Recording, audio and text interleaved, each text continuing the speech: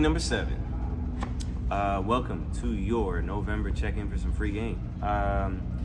It looks like the bag is dropping in, but with the bag dropping in, some bombs drop as well. So to start, we've definitely been dealing with some skill development around what we bring to the table in the material. So 7s are known as the dreamers, but it seems like we're really in this space of like living the dream. That's a good way to put it, actually. Living the dream. We're living the dream. Materially, like we've really been getting into our skilled bag, into our mastery bag.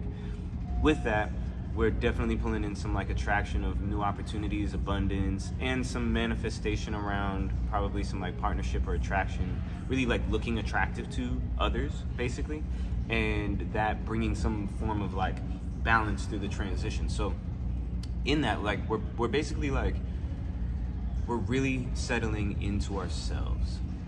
It feels like our season. It feels like everything is lining up the way it's supposed to. It feels like I don't have to worry about the obstacles or blockages that I had before. I feel really centered in the transition, like in the finding meaning, in the finding of purpose. We're there, right?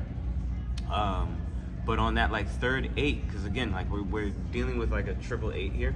So on the third line of 8s, what's interesting is it stems from an awareness of what doesn't work. We are so firmly supported in our observation of what does not work for us, what hasn't worked in the past, and really leaning into the ideas that are on the other side of certain failures. And that's contributed to our feeling of like self-confidence, our feeling of self-assuredness. So I'm gonna be honest with you, like with what I'm seeing here, like I don't have a lot for you, but what I do have for you is like, do things the right way, so to speak. Okay, so the 7, being as like dreamy and ethereal as they naturally are, can sometimes not recognize that those dreams require rooting in reality. And in the case of what we're bringing in right now, it's like, hey, the bag is here and like my dream reality is here. This period of time is designed to get you through a later difficulty. So this doesn't mean that we like spend as if the river is never going to dry up. This is the opportunity for us to properly institute wealth management and learn about the right ways to get your money to work for you, so that you can properly balance your priorities between living that rich life that you want and having what's required in order for you to live that rich life. Basically like security and long-term stability.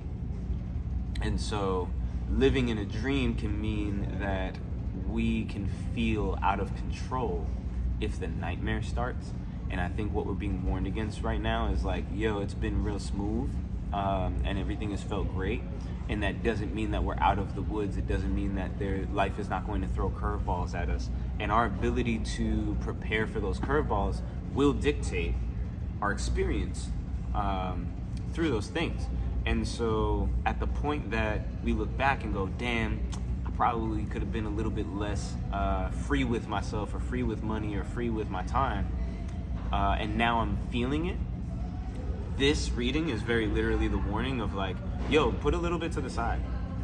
Like, what do you need for your bare minimum? What are your bare minimum requirements? Materially, socially, in love and relationships. What's my bare minimum so that when the honeymoon phase stops, I'm clear on whether or not I'm making inventory or not. And so King of Pentacles, talking about wealth, leadership, and then the Hierophant comes up and talks about like basically social standards, expected social standards. So we can't live in the dream all the time.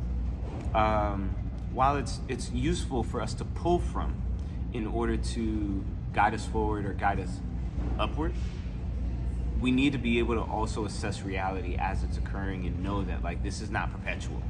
And so the biggest thing that I think that's showing up here is honestly, everything that we're experiencing now, no matter how great it is, it's not going to last forever. And in recognizing that, we can actually fully appreciate it. We can have a better view of where we can be generous. This is actually like really huge. 19 and 6, 25-7. So yeah, there's actually more positivity and more joy that comes from knowing how deep your pockets are, so that when you are throwing it around and you're being as generous as you are and kind of like giving away the things that you feel like you don't need, they actually are things you don't need. You don't have to turn around and be upset because the sun card landed on the tower. You don't have to turn around and be upset when it turns out that you needed that thing you gave away. But you were so whimsical and living in your moment that you completely missed the boat. And now you're without that resource, and it could almost put that connection in jeopardy because you're holding resentment around something that you should have never given away. And so while it's great to share wealth and generosity, it's not generosity of wealth unless it's inventoried, unless you know what you're pulling from, unless you know what is required to fill your cup versus excess. So by properly deciding what excess looks like, we can be even more generous. We can lead with even more abundance and sustain that experience. But if you just expect the universe to keep that like roller coaster going for you, like eventually you will crest and we go downward. It's just that it's a ride, right?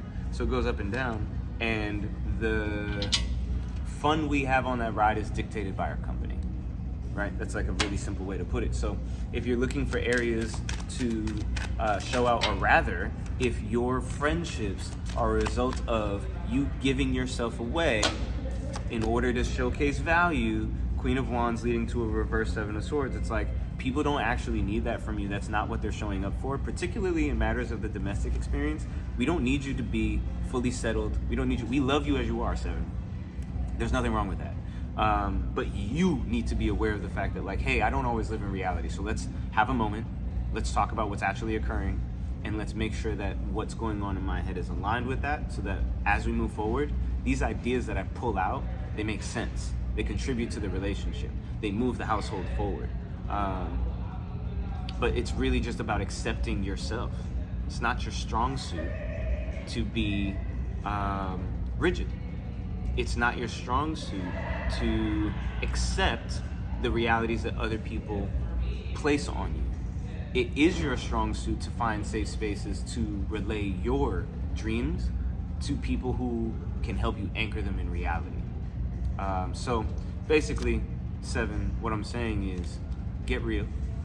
And as you get real with yourself, others will be able to join you on the fantasy all the more readily. So with that, happy dreaming. Can't wait to see what you come up with. In the meantime, stay looking up.